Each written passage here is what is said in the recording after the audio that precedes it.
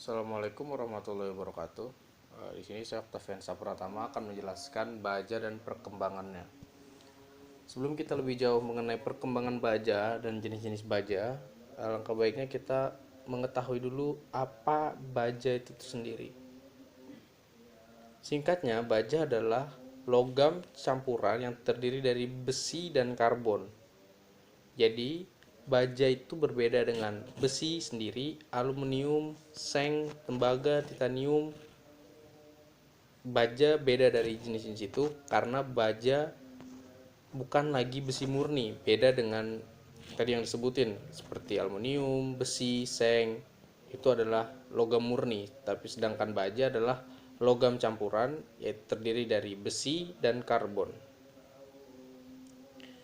Kandungan karbon yang terdapat pada baja berkisar 0,2 sampai 2,1% dari berat baja, tergantung tingkatannya. Secara sederhana, fungsi dari karbon adalah meningkatkan kualitas baja, yaitu daya tariknya dan tingkat kekerasan dari baja itu sendiri. Setelah itu kita akan membahas mengenai sejarah baja. Besi ditemukan dan digunakan pertama kali pada tahun 1500 sebelum Masehi, tahun 1100 sebelum Masehi. Bangsa Hittite yang merahasiakan pembuatan tersebut selama 400 tahun dikuasai oleh bangsa Asia Barat. Pada tahun tersebut, proses peleburan besi mulai diketahui secara luas. Tahun 1000 sebelum Masehi, bangsa Yunani, Mesir, Zeus, Roma, dan masih banyak lagi mempelajari peleburan dan penggunaan besi dalam kehidupan. Tahun 800 sebelum Masehi, India berhasil membuat besi setelah diinvasi oleh bangsa Arya. Tahun 700 sampai 600 sebelum Masehi, Cina belajar membuat besi. Tahun 400 sampai 500 Masehi, baja sudah ditemukan penggunaannya di Eropa. Tahun 250 sebelum Masehi, bangsa India menemukan cara membuat baja. Tahun 1000 Masehi, baja dengan campuran unsur lain ditemukan pertama kali pada tahun 1000 Masehi pada Kekaisaran Fatim yang disebut dengan baja Damaskus. 1300 Masehi, rahasia pembuatan baja Damaskus hilang. 1700 Masehi, baja kembali diteliti menggunakan dan pembuatannya di Eropa.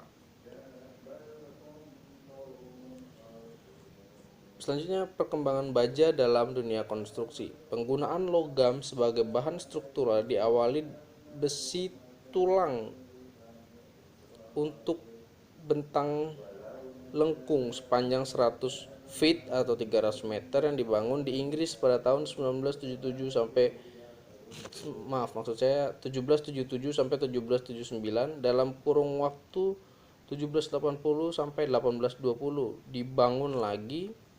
Jumlah jembatan besi tulang kebanyakan bentuk lengkungan, balok-balok utama dari potongan-potongan besi tuang individual yang membentuk batang-batang atau kerangka konstruksi. Jadi pada penggunaan awal baja dalam dunia konstruksi itu untuk menahan beban lengkung yang dapat dilihat dari penggunaan awalnya sebagai jembatan-jembatan atau dan pada awalnya juga di kerangka truss.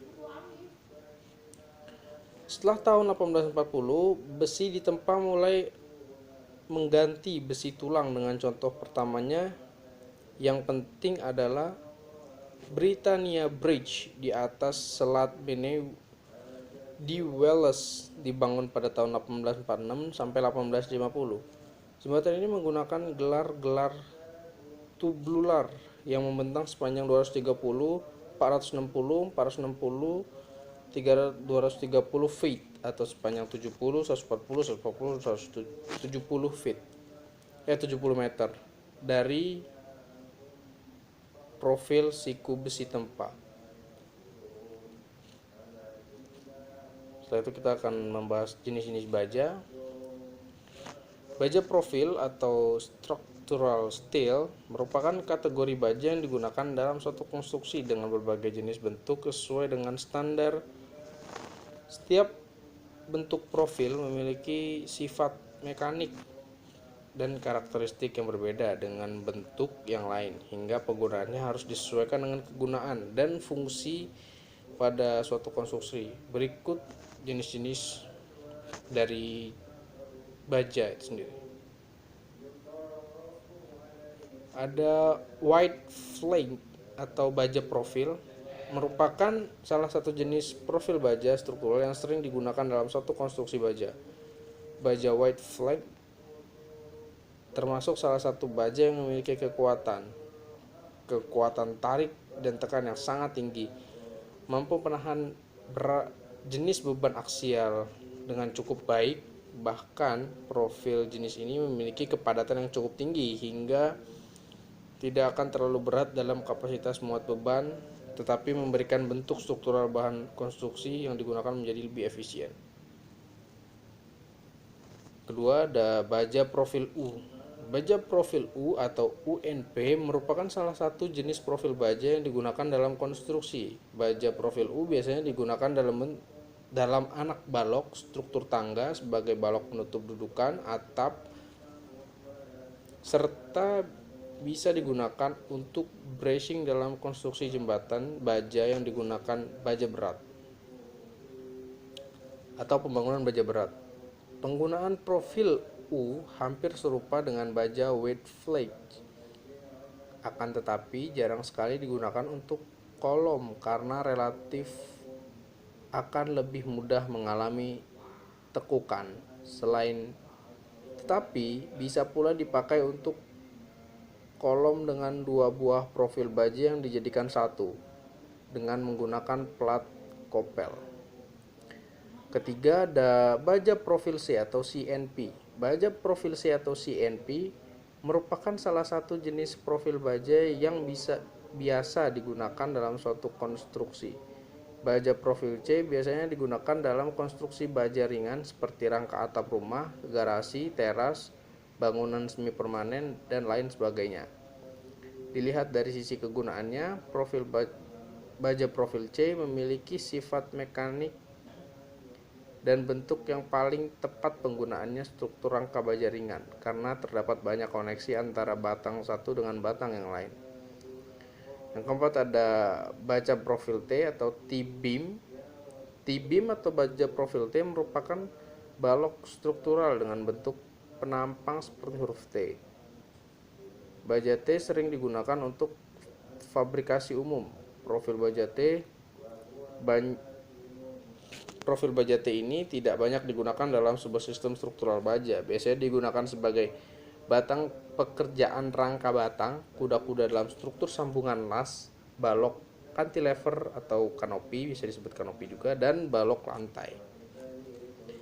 Yang kelima dan yang terakhir adalah baja profil siku atau angle. Profil ini dinyatakan sebagai tanda L dengan 3 buah bilangan yang menunjukkan tinggi, lebar, dan tebal profil dalam suatu satuan. Baja profil siku bisa dibuat dengan panjang normal 6 meter setiap batang. Terdapat 2 jenis profil siku, yaitu siku sama kaki dan siku tidak sama kaki. Baja profil siku bisa dipakai untuk branching member pada truss, balok, batang rangka kuda-kuda, dan struktur ringan lainnya. Demikian dari saya, Octavian Sapratama. Bila ada yang ditanyakan, silakan ditanyakan. Terima kasih. Assalamualaikum warahmatullahi wabarakatuh.